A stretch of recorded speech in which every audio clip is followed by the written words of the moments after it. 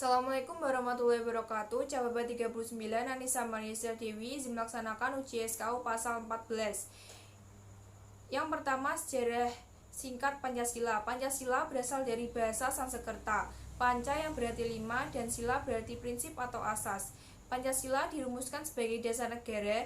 Ini juga merupakan rumusan dan pedoman kehidupan berbangsa dan bernegara bagi seluruh rakyat Indonesia. Sebelum Pancasila secara sah terdiri dari 5 sila yang dijadikan dasar negara dan juga pedoman hidup masyarakat Indonesia, Pancasila mengalami beberapa perubahan dalam perumusannya. Pada tanggal 1 Maret 1945, BPUPKI diketuai oleh Dr. Kanjeng Raden Tumenggung Rajiman Widyodiningrat mulai merumuskan Pancasila untuk menentukan dasar negara Indonesia. Dalam sidang perumusan Pancasila tersebut terdapat beberapa ide yang tercetus Muhammad Yamin menyetuskan 5 dasar dalam pidatonya pada tanggal 29 Mei tahun 1945. Dalam ide tersebut, Muhammad Yamin merumuskan 5 dasar tersebut dengan peri kebangsaan, peri kemanusiaan, peri ketuhanan, peri kerakyatan, dan kesejahteraan rakyat. Muhammad Yamin menyatakan bahwa kelima sila yang dirumuskan itu berakar pada sejarah, peradaban, agama, dan hidup ketatanegaraan yang telah lama berkembang di Indonesia. Ide selanjutnya dicetuskan oleh Insinyur Soekarno pada tanggal 1 Juni tahun 1945 dalam pidato yang berjudul Lahirnya Pancasila pada tanggal 1 Juni, kemudian diperingati sebagai hari lahirnya Pancasila hingga saat ini. Dalam pidatonya, Insinyur Soekarno menyetuskan ide untuk Pancasila dengan ide kebangsaan Indonesia atau nasionalisme, kemanusiaan atau internasionalisme, yang ketiga mufakat atau demokrasi, kesejahteraan sosial, dan ketuhanan yang berkebudayaan. Setelah merumuskan dasar negara, BPUPKI membentuk panitia kecil yang terdiri dari 9 orang untuk kembali merumuskan dasar negara berdasarkan pidato yang diucapkan Soekarno pada tanggal 1 Juni 1945 dan menjadikan dokumen rumusan Pancasila sebagai teks untuk memproklamasikan kemerdekaan Indonesia.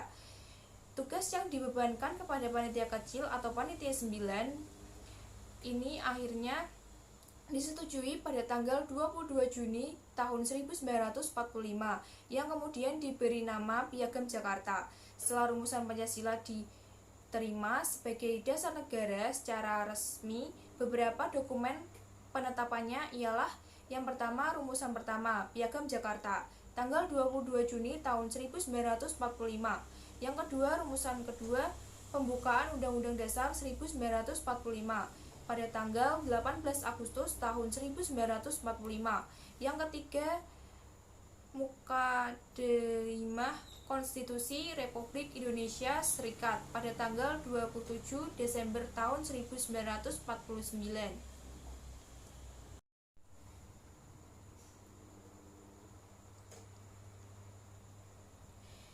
Yang keempat, rumusan keempat, Mukadimah Undang-Undang Dasar Sementara tanggal 15 Agustus tahun 1950. Yang kelima, rumusan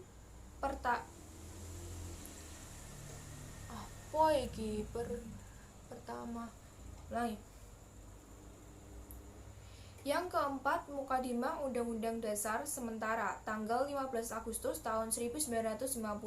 Yang kelima, rumusan pertama menjiwai rumusan kedua dan merupakan suatu rangkaian kesatuan dengan konstitusi merujuk Dekret Presiden 5 Juli tahun 1959. Yang kedua, bunyi usulan dasar negara menurut Mr. Supomo, Muhammad Yamin, dan Insinyur Soekarno. Yang pertama, usulan dari Mr. Supomo yaitu persatuan, kekeluargaan, keseimbangan lahir dan batin, musyawarah, dan keadilan rakyat. Yang kedua, usulan dari Muhammad Yamin secara lisan, peri kebangsaan, peri kemanusiaan, peri ketuhanan, peri kerakyatan, kesejahteraan rakyat. Secara tertulis, ketuhanan yang pertama ketuhanan yang Maha Esa, yang kedua kebangsaan persatuan Indonesia, yang ketiga rasa kemanusiaan yang adil dan beradab. Yang keempat, kerakyatan yang dipimpin oleh hikmat kebijaksanaan dalam permusyawaratan perwakilan. 5. Keadilan sosial bagi seluruh rakyat Indonesia. Yang ketiga, usulan dari Insinyur Soekarno. Yang pertama, kebangsaan Indonesia. Yang kedua, internasionalisme atau peri kemanusiaan. Yang ketiga, mufakat atau demokrasi. Yang keempat, kesejahteraan sosial. Yang kelima, ketuhanan yang berkebudayaan. Yang ketiga, Pancasila. Yang pertama, ketuhanan yang Maha Esa. Yang kedua, kemanusiaan yang adil dan beradab. Yang ketiga, persatuan Indonesia. Yang keempat, kerakyatan yang dipimpin oleh hikmat kebijaksanaan dalam permusyawaratan atau perwakilan. Yang kelima, keadilan sosial bagi seluruh rakyat Indonesia. Yang keempat, mengapa Pancasila dijadikan sebagai ideologi bangsa Indonesia? Karena nilai-nilai yang terkandung dalam sila Pancasila sesuai dengan nilai-nilai luhur budaya bangsa Indonesia. Nilai-nilai dalam Pancasila juga cocok dengan bangsa Indonesia karena nilai-nilai Pancasila sudah ada dan digunakan sejak dahulu dalam kehidupan sehari-hari. Oleh karena itu, Pancasila digunakan sebagai ideologi karena nilai luhur yang diyakini kebenarannya serta kebaikannya yang digunakan sebagai acuan atau pedoman kehidupan bangsa Indonesia. Yang kelima, arti lambang pada burung Garuda. Yang pertama, untuk warna kuning memiliki makna keagungan yang dimiliki bangsa Indonesia. Yang kedua, perisai di bagian dada Garuda menunjukkan lambang dari perjuangan, juga perlindungan diri dalam perjalanan meraih tujuan. Yang ketiga, garis hitam tebal. Adanya khatulistiwa yang melintasi negara kuat merdeka dan berdaulat. Yang keempat yaitu jumlah bulu. Yang pertama, 17 bulu pada masing-masing sayap berarti tanggal 17. Yang kedua, 8 bulu pada bagian ekor bermakna bulan ke-8, yaitu bulan Agustus. Yang ketiga, 19 bulu pada bagian pangkal ekor bermakna 2 angka pertama tahun kemerdekaan Republik Indonesia, yaitu 1945. Yang keempat, 45 bulu pada bagian leher bermakna terakhir tahun kemerdekaan Republik Indonesia, yaitu tahun 1945. Yang keenam, penerapan Pancasila dalam kehidupan sehari-hari. Untuk sila pertama, yang pertama membiasakan berdoa tiap sebelum dan setelah melakukan aktivitas, misal saat makan, tidur, dan berpergian. Yang kedua, menghormati orang tua serta menaati nasihat dan perintahnya. Yang ketiga, saling menghormati antar tetangga walaupun berbeda keyakinan. Yang keempat, saling menghormati dan bertoleransi antar teman dengan keyakinan yang berbeda. Untuk sila kedua, yang pertama menghormati, menghargai, dan menyayangi orang tua serta saudara. Yang kedua, membantu orang tua mengerjakan pekerjaan rumah. Yang ketiga, menghormati tetangga tanpa membedakan suku, agama, ras, dan golongan. Yang keempat, menolong tetangga yang membutuhkan bantuan.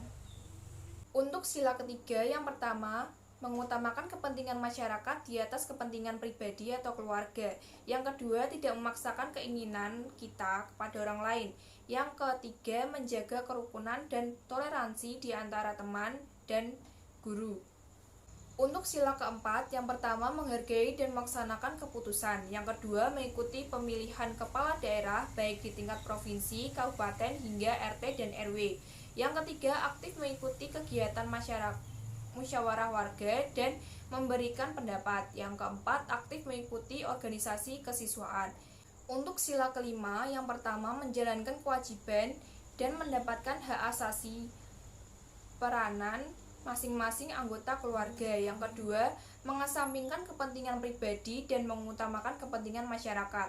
Yang ketiga, melaksanakan kewajiban dan mendapatkan hak sebagai siswa. Yang keempat, menghargai teman dan menghormati guru. Yang kelima, saling membantu dan berbagi antar teman. Sekian dari saya. Wassalamualaikum warahmatullahi wabarakatuh.